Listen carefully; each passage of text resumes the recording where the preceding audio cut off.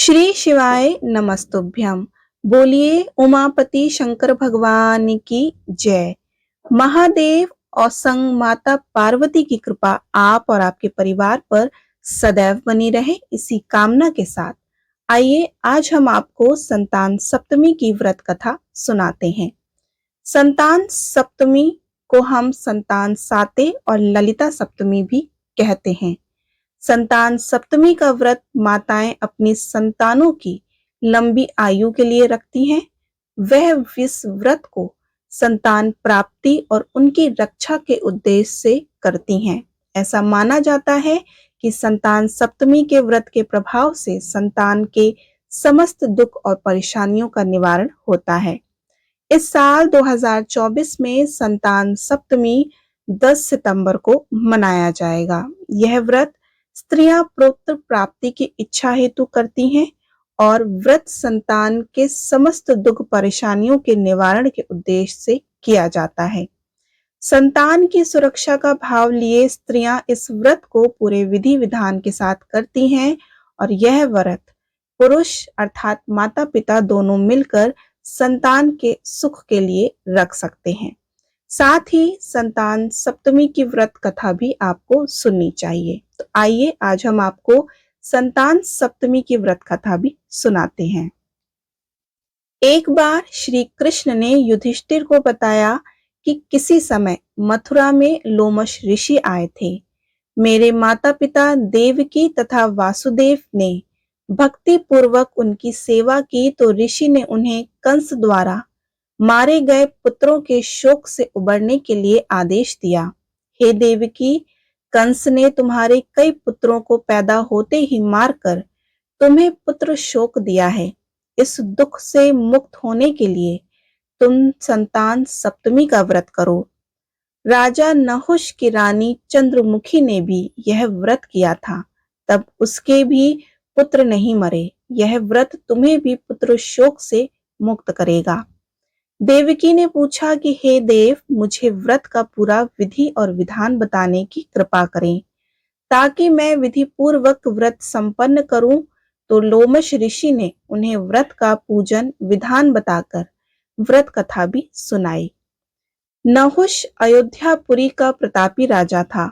उसकी पत्नी का नाम चंद्रमुखी था। उसके राज्य में ही विष्णु दत्त नामक एक ब्राह्मण रहता था। उसकी पत्नी का नाम रूपवती था। रानी चंद्रमुखी तथा रूपवती में परस्पर घनिष्ठ प्रेम था। एक दिन वे दोनों सरयू में स्नान करने गईं। वहां अन्य स्त्रियों को भी स्नान करते हुए उन्होंने देखा और उन स्त्रियों ने वहीं पार्वती शिव की प्रतिमा बनाकर विधि पूर्वक उनका पूजन किया। तब रानी चंद्रमुखी तथा रूपवती ने उन स्त्रियों से पूजन का नाम तथा विधि पूछी। उन स्त्रियों में से एक ने बताया कि हमने पार्वती सहित शिव की पूजा की है। भगवान शिव का डोरा बांधकर हमने संकल्प लिया है, जब तक जीवित रहेंगी तब तक यह व्रत करती रहेंगी। यह मुक्ता भरण व्रत सुख तथा संतान देने वाला है। उस व्रत की बात सुनकर उन दोनों सखियों ने भी जीवन पर्यंत इस व्रत को करने का संकल्प करके शिव जी के नाम का डोरा बांध लिया। किंतु घर पहुंचने पर वे संकल्प को भूल गईं। मृत्यु के पश्चात रानी वानरी तथा ब्राह्मणी मुर्गी की योनि में पैदा हुई। कालांतर में दोनों पशु योनि छोड़कर पुनः मनुष्य योनि में आईं।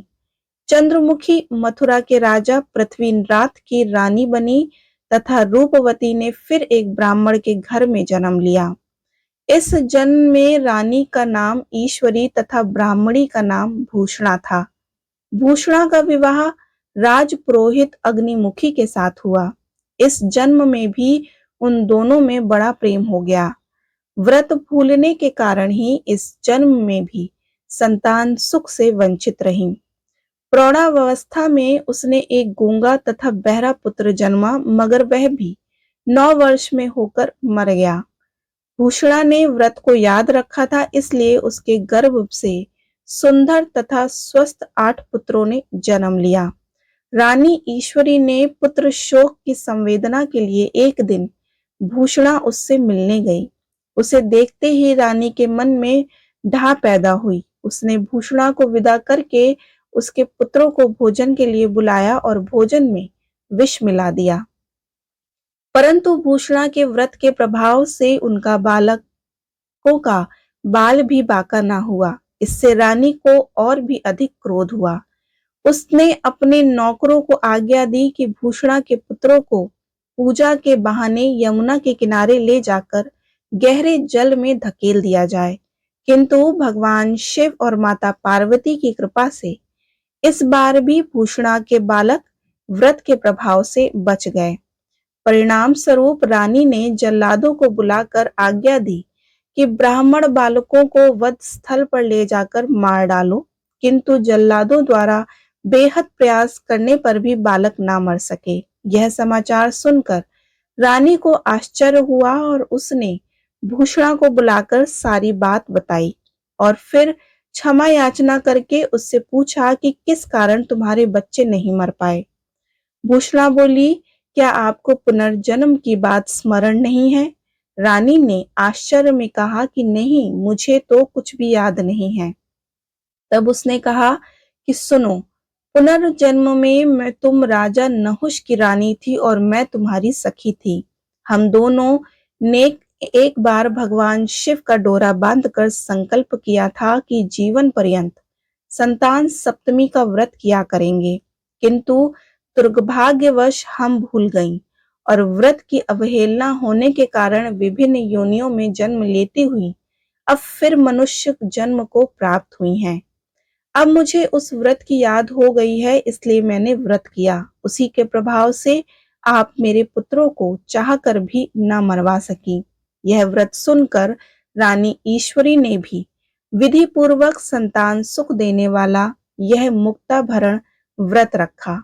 तब व्रत के प्रभाव से रानी पुनः गर्भवती हुई और एक सुंदर बालक को जन्म दिया। उसी समय से पुत्र प्राप्ति और संतान की रक्षा के लिए यह व्रत प्रचलित चला आया है।